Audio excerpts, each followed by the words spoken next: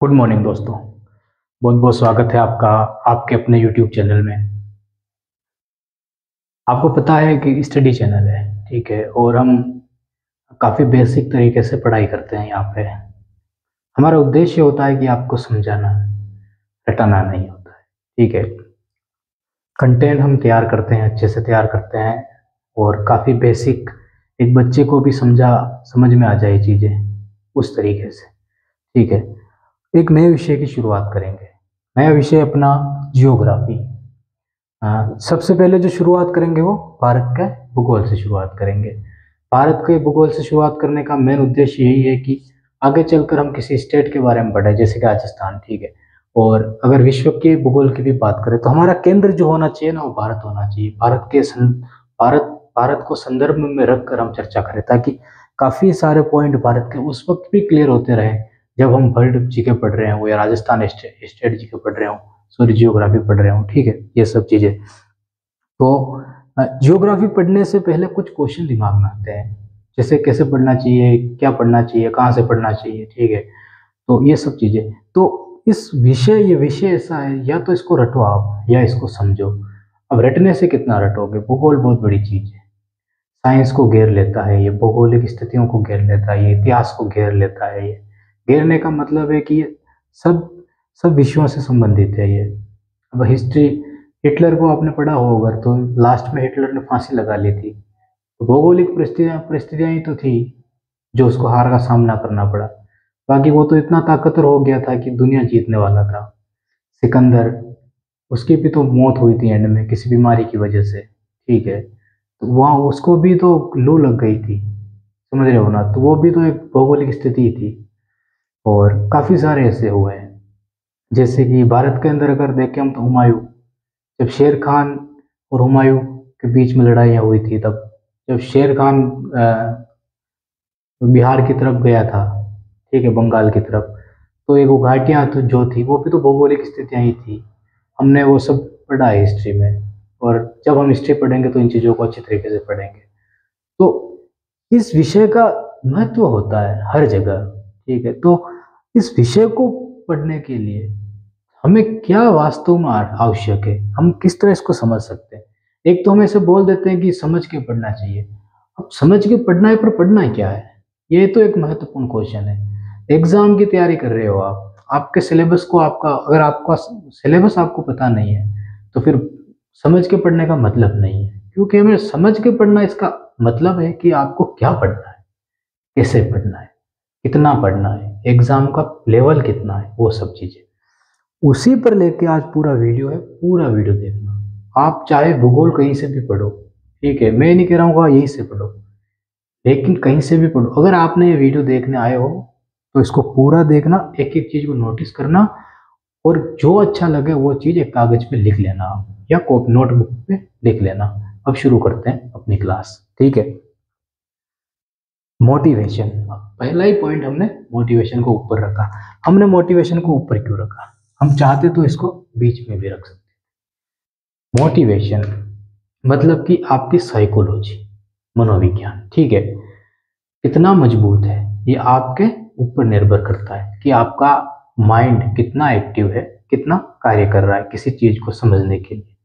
अगर हम कह सकते हैं इसको तो बुद्धि लब्धि कह सकते हैं, ठीक है, बुद्धि लब्धि, इंटेलिजेंस, कि आपका माइंड कितना कार्य कर रहा है, कितना एक्टिव है। अगर आप चीजों को आसानी से समझ लेते हो, ठीक है, जैसे कि एक बार डेफिनेशन पढ़ी और आपके माइंड में वो सेट हो जाती है कि आप भूलते नहीं हो या काफी कम भूलते हो, तब आपको, आप एक्टिव हो, ठीक। लेकिन होता क्या है कि हम जब कंटेंट बहुत ज़्यादा है तो होता है ना, तो एक पेज पढ़ते हैं, 10 पेज पढ़ने के बाद वो पेज वापस हम भूल जाते हैं, फिर हम रटने की कोशिश करने लग जाते हैं, ट्रिकें बनाने लग जाते हैं। तो ऐसे नहीं होना है। और एक मोटिवेट में एक चीज़ और होती है, वो होती है मोटिवेट हो कहाँ से हम?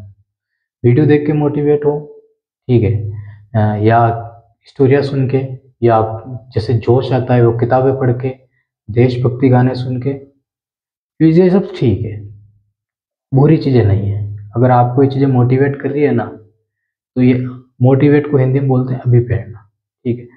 अगर ये चीज़ें आपको मोटिवेट कर रही है ना, तब तक वो ठीक है, आप होते रहिए। लेकिन खुद से सोचना कि उन चीज़ों के भरोसे आप कब तक बैठे रहोगे। अगर वहाँ पे मान लो एक सैड सॉन्ग चल जाता है या ऐसा सॉन्ग आ जाता है जैसे कि फैंटास्टिक सॉन्ग होते हैं ना, ये डांस वाले, वैसा सॉन्ग आ जाता है, तो आपका माइंड उस जगह को छोड़ के अपने आप ही वहाँ से खिसक जाता है। तो सबसे अच्छा जो पॉइंट है ना मोटिवेशन के लिए, तो खुद को मोटिवेट करो, खुद को मोटिवेट करो, अपने खुद के अंदर गर्मी पैदा करो विषयों के लिए, सब्जेक्ट के लिए कि मुझे भूगोल पढ़ना है और आज ये टॉपिक कंप्लीट करके ही छोड़नी है बस। गाने सुनना मोटिवेशन के लिए वो सब ठीक है, लेकिन पढ़ाई के लिए मोटिवेट होने के लिए आपको पढ़ाई करनी पड़ेगी।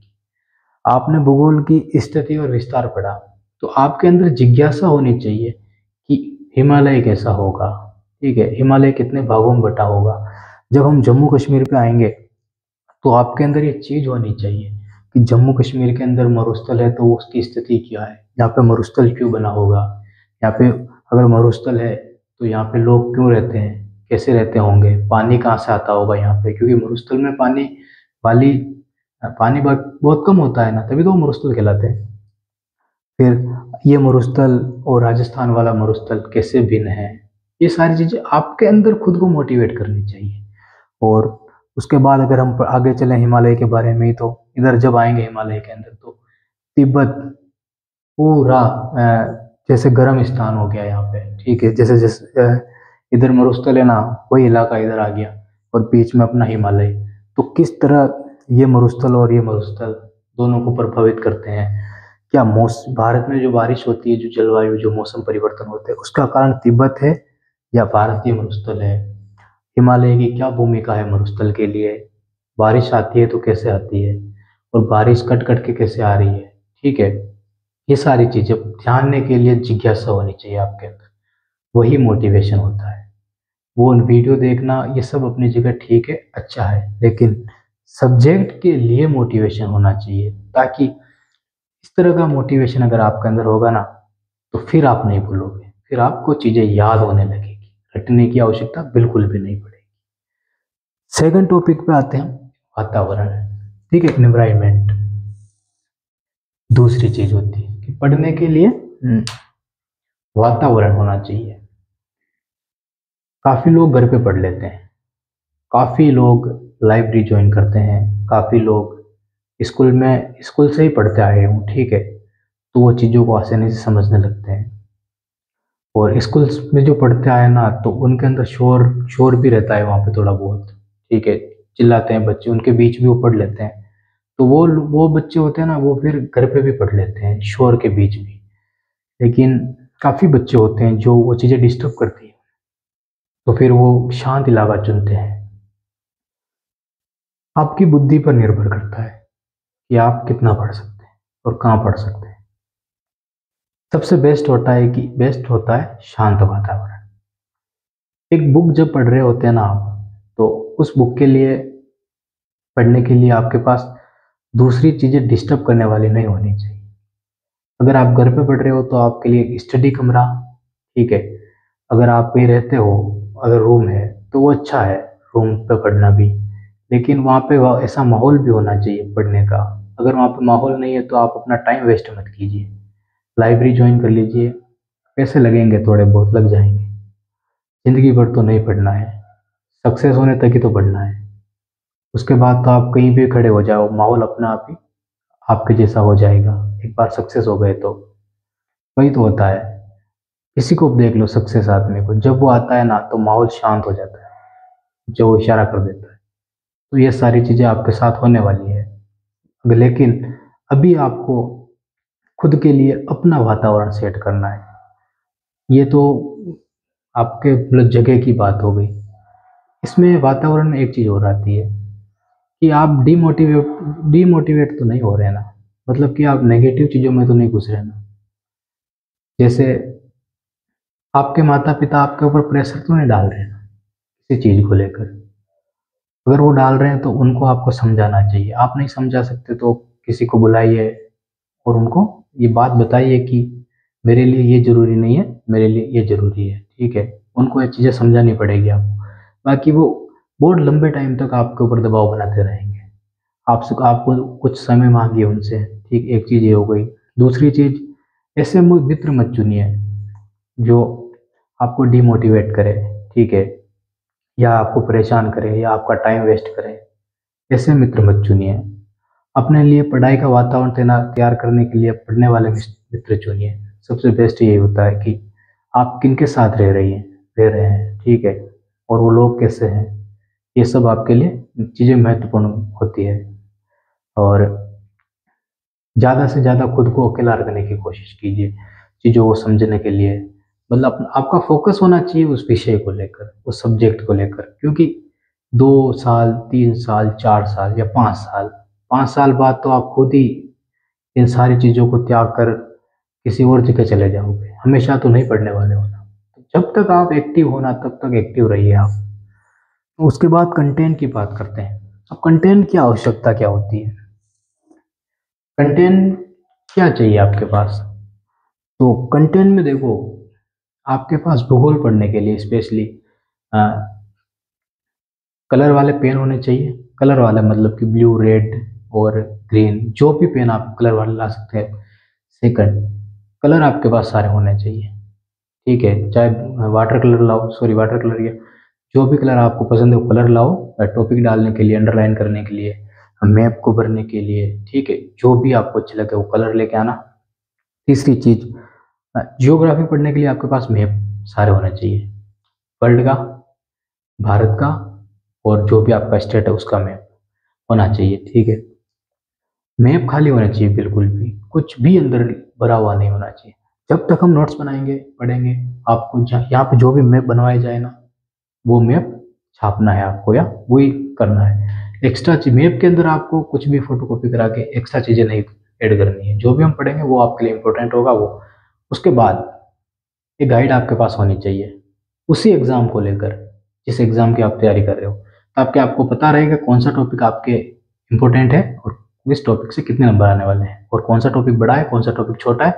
उस गाइड के माध्यम से आपको पता चल जाएगा, ठीक है, आपका सिलेबस भी पता चल जाएगा। ये चीज़ें हो गई कंटेंट में, ये सारी चीज़ें, पेंसिल हो गया, रबड़, शॉर्पनर, जो भी चीज़ें बच्चे के पास होती है ना, एक छोटे बच्चे के पास बॉक्स के अंदर सारी चीज़ें आपको चाहिए, कंटेंट हो जाएगा आपका। उसके बाद बुक्स की बात हमने कर ली, हमने गाइड की बात कर ली, ठीक है। अब छोटी सी एक चीज़ हो रही है इस बुक्स के अंदर। हाँ, फर्स्ट, आपके नोट्स इंपॉर्टेंट है, जो भी आप पढ़ेंगे समझेंगे ना, बस वो इम्पोर्टेंट है। वो नोट्स आपको क्लियर होने चाहिए, माइंड के अंदर पूरी स्टोरी सेट होनी चाहिए। हम पढ़ेंगे भी वैसे ही, और चाहे आप कहीं से भी पढ़ो, नोट्स आपके माइंड के अंदर पूरे क्लियर सेट होने चाहिए। उसके बाद गाइड में चीज़ें जो दे रखी है ना, मैं उस नोट्स को लेकर सारी चीज़ें, उससे रिलेटेड चीज़ें, फिर गाइड पे जाना, गाइड की सारी चीज़ें जो भी उस मैटर में आपको समझाया गया है, उन चीज़ें क्लियर होनी चाहिए, ठीक है। ये सारी चीज़ें हो गई। फिर एनसीईआरटी पे आना आप। ये नोट्स पढ़ने के बाद, और हम जो बनाएंगे नोट्स और गाइड दोनों पढ़ने के बाद एनसीईआरटी पे जाना। और एनसीईआरटी नहीं पढ़नी है पूरी। एनसीईआरटी के अंदर आपको पता हो संकेत के रूप में दे रखते हैं, कुछ डिब्बे डिब्बे के अंदर लिखा हुआ होता है, उन चीज़ों को पढ़ना है। सेकंड, एनसीईआरटी के अंदर जो क्वेश्चन दे रखे हैं ना पीछे, उन क्वेश्चन को सोल्व करना है, उसी किताब में सोल्व करना है। जहाँ पे क्वेश्चन है, क्वेश्चन नहीं मिले, किताब का पेज खोलना पीछे से, जहाँ पे भी उसका आंसर मिला उसको अंडरलाइन करना है, और वहीं से उनको याद करने। नोट्स उनको वे नहीं बनाने हैं अब, क्योंकि आपने गाइड और नोट्स, एनसीईआरटी इनको कवर कर लिए। उसके बाद भी अगर आपको क्वेश्चन में कोई एक्स्ट्रा लग रहा, तो क्वेश्चन सारे अंडरलाइन करने हैं एनसीईआरटी बुक के अंदर, ठीक है। ये हो जाएगा। 3 चीज़ें बहुत है आपके जो भी एग्ज़ाम की तैयारी कर रहे हो उसके लिए, और वो गाइड आपके लिए बहुत महत्वपूर्ण होगी, क्योंकि गाइड को लिखने वाला क्या होता है ना, वो अकेला बैठ के अच्छे से सोच के उसको मार्केट में उतारता है। और जब मार्केट में वो आती है ना, तो उस पर काफ़ी रिसर्च होती है। जो बड़े बड़े लोग होते हैं जो गाइड को फर्स्ट बार खरीदते हैं, वो अपनी रेटिंग देते हैं उस किताब पर। अगर वो रेटिंग अच्छी दे रहे हैं ना, तो मान के चलिए कि वो गाइड अच्छी है, ठीक है। तो गाइड का बहुत महत्वपूर्ण योगदान होता है आपके। बहुत सारे कहते हैं गाइड नहीं पढ़नी चाहिए। क्यों नहीं पढ़नी चाहिए गाइड? वो भी तो कंटेंट किताबों से उठा के ला रहा है, तो आप पढ़िए अच्छी एक गाइड लाइए अच्छी सी, किसी से पूछिए, या जब हम भूगोल पढ़ेंगे आगे तो मैं आपको एक गाइड सजेस्ट करूंगा, आगे चलकर वो गाइड आप ले आना, ठीक है। ये हो जाएगी। उसके बाद नोट्स कैसे तैयार करने हैं, नोट्स कैसे तैयार करने हैं, ठीक है, ये बहुत इंपॉर्टेंट चीज़ है। इंपॉर्टेंट कैसे हो जाती है, ये सारी जो चीज़ें हैं ना, जैसे मोटिवेशन हो गया, आपका वातावरण हो गया, कंटेंट हो गया, बुक्स हो गई, ठीक है, ये नोट्स इनको कवर करेगी। तो ये ध्यान से सुनना आप। वाइट पेज लाना हो जियोग्राफी के लिए, बिल्कुल वाइट पेज। मेपल आता है 175 रुपये के लगभग लगते हैं, उसके होलसेल की दुकान पे सस्ते मिलता है, बाकी 230 रुपये में वो आ जाएगा, ठीक है, वही चाहिए, बिल्कुल वाइट पेज। सेकंड, मैप आपके पास, अभी हमने देखा था कंटेंट के अंदर मैप आपके पास होने चाहिए, ठीक है। वातावरण ऐसा होना चाहिए कि जब आप मैप बनाओ या कुछ भी लिखो तो आपको डिस्टर्ब नहीं होना चाहिए। मैप मतलब बना कागज पे रहे हो लेकिन छपना दिमाग में चाहिए, ठीक है। ये चीजें जब स्टार्ट करोगे लिखना तो तब क्या करोगे, तब ये काम करोगे कि पहले पेज पे आप आपके एग्जाम का सिलेबस लिखोगे, जैसा कि हमने यहाँ पे लिखा हुआ है सिलेबस। आपको नोट्स बनाना स्टार्ट हुए तो पहले ही पेज पे आपका सिलेबस होना चाहिए, ठीक है। सेकंड पेज, सेकंड पेज के अंदर इंडेक्स होना चाहिए। इंडेक्स समझे ना आप,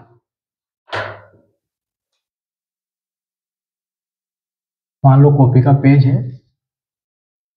1, 2 और 3, टॉपिक, ठीक है, तारीख, ठीक है, और पेज नंबर। और अगर एक चीज और ऐड करना चाहो तो आपके ऊपर है। टॉपिक, टॉपिक के अंदर कौन कौन सी चीजें आ रही है, वो तारीख और पेज नंबर, ये चार चीजें आपके पास होनी चाहिए। और ये चीज हर एक सब्जेक्ट के लिए यूज करना आपके लिए रामबाण होगी। ट्रिकें बनाता हूँ ना, ट्रिक है, वो ट्रिकें बनाना भूल जाओगे अगर इस चीज को फॉलो करोगे आप। तो इससे होगा क्या, कब पढ़ा है, जब खोलोगे ना तो आपकी उस दिन की तारीख आपके पास होगी, तो आपको माइंड में चीज आएगी, यार इसे पढ़े हुए तो इतने दिन हो गए, तो मैं इतने दिन से क्या कर रहा था। ये अपना आप ही आपको मोटिवेट कर देगी चीजें। तो तारीख, पेज नंबर और कौन सा टॉपिक पढ़ना फटाफट, आपके अंदर खोलने में आपको दिक्कत नहीं होगी। पेज नंबर से ऐसा नहीं है कि आप उसको पेज नंबर, तो आप पेज नंबर को क्या खोलना है, नहीं, पेज नंबर से आपके टॉपिक माइंड में रहेगा कि इतने पेज नंबर पे ये टॉपिक मैंने पढ़ा था। तो आधी चीजें तो माइंड वैसे ही क्लियर कर देगा, समझ रहे हो ना बात को। मतलब एक डायरेक्शन बना रहा हूं मैं, क्या किस चीजें किस तरह याद होगी, ठीक है, ट्रिक है, भूल जाओगे फिर आप। ये हमने नोट्स की बात कर ली। बड़े बड़े अक्षरों में लिखना नोट्स, ठीक है, बड़े बड़े अक्षरों में नोट्स लिखना, और बोरिंग आपको नहीं लगने चाहिए। और दूसरी चीज, हाउ टू स्टार्ट, कैसे अब शुरू करें। हमने ये सारी चीजें ध्यान देख ली, क्या क्या करना है, अब कैसे हम शुरू करें।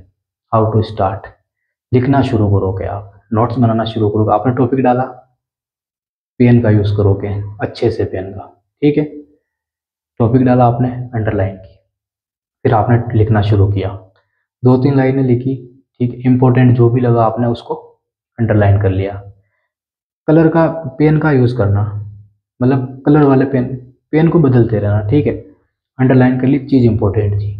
बाकी आपने लिखा, बड़े बड़े अक्षरों में लिख रहे हैं तो आपको मतलब अगली बार जब पढ़ो तो आपको दिमाग में चीज आएगी, हाँ हमने पढ़ ली है, ठीक है, समझ लिया आपने, वैसे ही लिखते जाना। टॉपिक कंप्लीट हुआ, जब भी रिवीजन करो ना, वापस पढ़ोगे, जो चीज़ आपको आती है पेंसिल लेना, उसको राइट कर देना। राइट करने का मतलब ये होगा कि आप उस चीज़ को कभी नहीं भूलोगे, ऐसा माइंड में खुद ही आपका दिमाग कह देगा यह चीज़ तो मुझे आती है, मैं कभी नहीं भूलूंगा, ठीक है, राइट कर देना, पढ़ना ही नहीं, उसको छोड़ देना, चीज़ें पढ़ते जाना। तीसरी बार जब रिवीजन करोगे ना उस चीज़ को, फिर देखना तो आपने जो पेंसिल वाली चीज़ राइट की वो आपको याद है कि नहीं। अगर वो चीज़ याद है तो आप सही रास्ते पर हो, अगर वो चीज़ भूल गए तो आप गलत रास्ते पर हो। खुद से ये आपकी खुद की परीक्षा आप खुद ले लोगे आप, ठीक है। अगर पेंसिल से टिक की चीज़ राइट है, उसके बाद अगर राइट है और अगर सही रास्ते पे हो आप, फिर नेक्स्ट देखना, तो फिर अगर सही रास्ते पे हो तो फिर आप बहुत सारी चीज़ों को और राइट कर दोगे। जब सारी चीज़ें राइट होने लगेगी ना, तब समझ लेना कि भूगोल आपको समझ में आ गई है।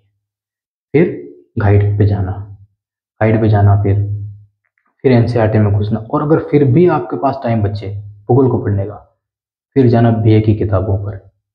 बीए की किताबों से ज़्यादा कंटेंट किसी में नहीं मिलेगा, लेकिन आपके एग्ज़ाम के लिए वो चीज़ें ज़्यादा मतलब डीप में होती है वो चीज़ें, तो वो पढ़ने की आवश्यकता ही नहीं है, क्योंकि वो यूपीएससी, आईएएस ऐसे एग्ज़ामों के लिए इम्पोर्टेंट हो जाती है। या आरएस का आप अगर एग्ज़ाम दे रहे हो, ठीक है, इंटरव्यू दे रहे हो, तो उन चीज़ों के लिए मतलब वो इम्पोर्टेंट हो जाती है। तो आपका कंटेंट तो 12th तक की किताबों से पूरा हो जाएगा। सिलेबस की मैंने बात कर ली। सिलेबस आपके पास हर विषय का होना चाहिए, और जो भी विषय स्टार्ट करो उसके पहले पेज पे सिलेबस लिखा हुआ ही होना चाहिए। अब फाइनल बात है कि ये सब हमने देख लिया, भूगोल से हम शुरुआत करेंगे। जो सब सिलेबस आपके पास है, सबसे महत्वपूर्ण बात है कि छोड़ना क्या है।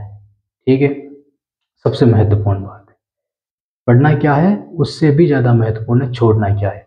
एग्जामिनर कभी भी सिलेबस के बाहर का क्वेश्चन नहीं डालेगा। अगर वो डाल देगा तो वो क्वेश्चन डिलीट हो जाएगा, कट जाएगा। ठीक है, और अगर एक दो क्वेश्चन आ भी गए तो वो किसी को नहीं आएंगे, ये मानकर चलना। और वो क्वेश्चन डिलीट हो जाएगा वैसे भी, क्योंकि सिलेबस के बाहर चीज़ें देने अलाउड ही नहीं है। ठीक है, इस तरह तैयारी करना आसानी से। बस एक एग्ज़ाम के लिए मोटिवेट रखना, आप खुद को डिप्रेशन में मत जाने देना।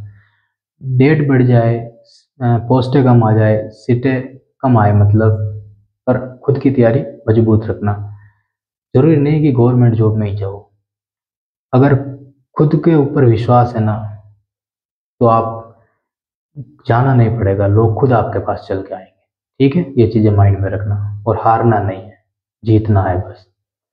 बहुत बहुत धन्यवाद दोस्तों, आज की क्लास में बस इतना ही। कल से हम क्लास शुरू कर देंगे भूगोल की, और काफ़ी बेसिक से हम इसकी तैयारी स्टार्ट कर देंगे। बहुत बहुत धन्यवाद दोस्तों।